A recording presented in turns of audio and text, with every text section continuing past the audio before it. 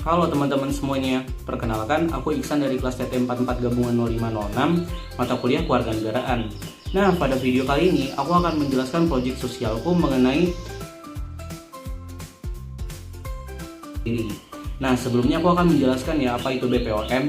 Nah, jadi BPOM itu adalah singkatan dari Badan Pengawas Obat-obatan dan Makanan. Nah, jadi BPOM ini itu merupakan sebuah lembaga di Indonesia yang bertugas untuk mengawasi dan menstandarisasikan terhadap produksi dan penjualan makanan di Indonesia yang memiliki kualitas yang bagus dan tentunya terstandarisasi dengan baik.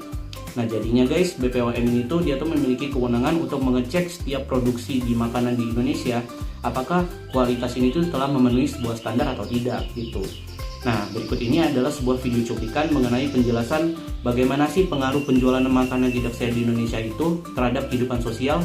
Nah, silahkan cek video nanti ya guys ya.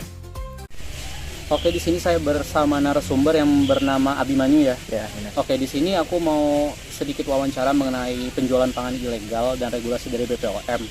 Nah, jadi pertanyaan pertama itu apa sih konsekuensi bagi pelaku yang memperedarkan penjualan pangan ilegal?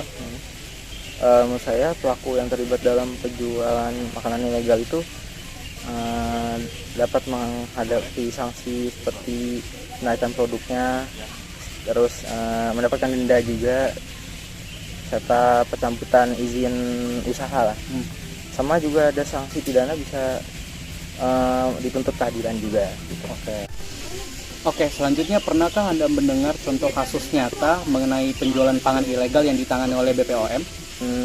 Jadi saya pernah melihat di salah satu platform di X itu di mana BPOM menemukan makanan ilegal yang mengandung bahan berbahaya untuk kesehatan, contohnya formalin, borak.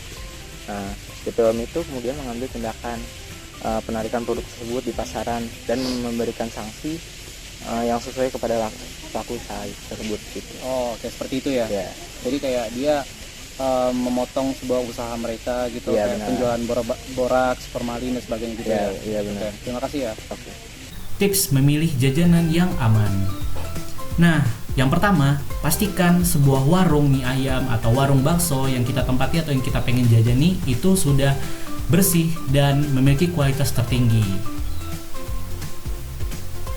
Selanjutnya, ada beberapa tiga tipe jajanan yang harus kita tahu ya. Yang pertama yaitu ada jajanan pangan segar, ada jajanan pangan siap saji, kemudian yang terakhir ada jajanan panganan olahan terkemas. Nah, ada hal yang harus kita perhatikan jika membeli jajanan pangan segar. Yang perlu kita ketahui yaitu warnanya cerah alami, kemudian tampilannya yang segar, kemudian yang ketiga yaitu berbau khas buah dan tidak busuk. Kemudian hal yang harus kita perhatikan ketika membeli jajanan pangan siap saji.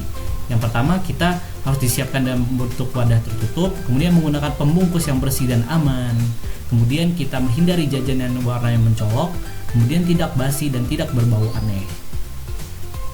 Dan tips untuk membeli jajanan yang terkemas dengan cara klik. Nah, pastikan kemasan produk kondisi baik, baca informasi produk yang terbaca pada label, pastikan memiliki izin edar, kemudian pastikan belum melewati tanggal kadaluarsa.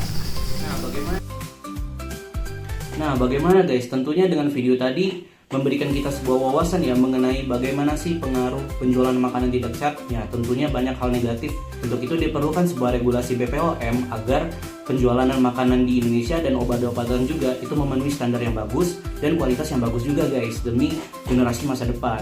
Nah, segitu dulu proyek sosial dari aku. Nah, intinya kita harus mendukung sebuah BPOM agar dia terus memberikan sebuah info mengenai bagaimana sebuah makanan itu memenuhi standar kualitas yang bagus, terus bagaimana makanan yang bagus kita konsumsi seperti sayur-sayuran, buah-buahan dan sebagainya.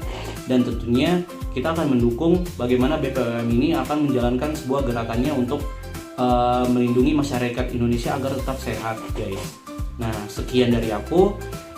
Terima kasih sebelumnya telah menonton dan tentunya stay safe dan selalu makan makanan yang sehat ya guys. Terima kasih.